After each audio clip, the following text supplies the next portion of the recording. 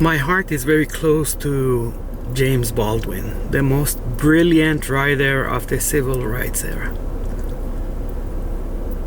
Not only does he have a gifted mind and a pristine way of writing and communicating, but he also has that wisdom that comes from humility and suffering. So let's listen to some of his quotes. God be thanked for books.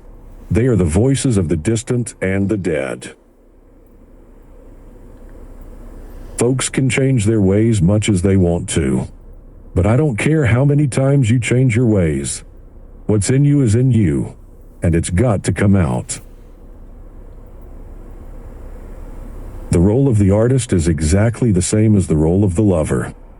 If I love you, I have to make you conscious of the things you don't see. I imagine one of the reasons people cling to their hate so stubbornly is because they sense, once hate is gone, they will be forced to deal with pain. If the concept of God has any validity or any use, it can only be to make us larger, freer, and more loving. If God cannot do this, then it is time we got rid of him. There are so many ways of being despicable it quite makes one's head spin. But the way to be really despicable is to be contemptuous of other people's pain. Anyone who has ever struggled with poverty knows how extremely expensive it is to be poor.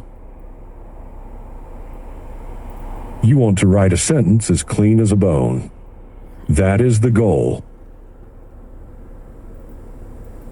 People are trapped in history, and history is trapped in them.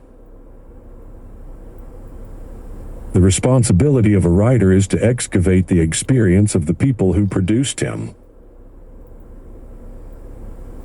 The moment we cease to hold each other, the moment we break faith with one another, the sea engulfs us and the light goes out. The great force of history comes from the fact that we carry it within us, are unconsciously controlled by it in many ways, and history is literally present in all that we do. It is very nearly impossible to become an educated person in a country so distrustful of the independent mind. The American ideal, after all, is that everyone should be as much alike as possible. I can't believe what you say, because I see what you do. Love does not begin and end the way we seem to think it does. Love is a battle. Love is a war. Love is a growing up. The world is before you, and you need not take it or leave it as it was when you came in. This is the only real concern of the artist, to recreate out of the disorder of life that order which is art. One writes out of one thing only, one's own experience. Everything depends on how relentlessly one forces from this experience the last drop, sweet or bitter, it can possibly give. Why am I going home? He asked himself. But he knew why. It was time. In order not to lose all that he had gained, he had to move forward and risk it all. Sentimentality, the ostentatious parading of excessive and spurious emotion, is the mark of dishonesty, the inability to feel. Color is not a human or a personal reality. It is a political reality. The primary distinction of the artist is that he must actively cultivate that state which most men, necessarily, must avoid, the state of being alone. There is never time in the future in which we will work out our salvation. The challenge is in the moment.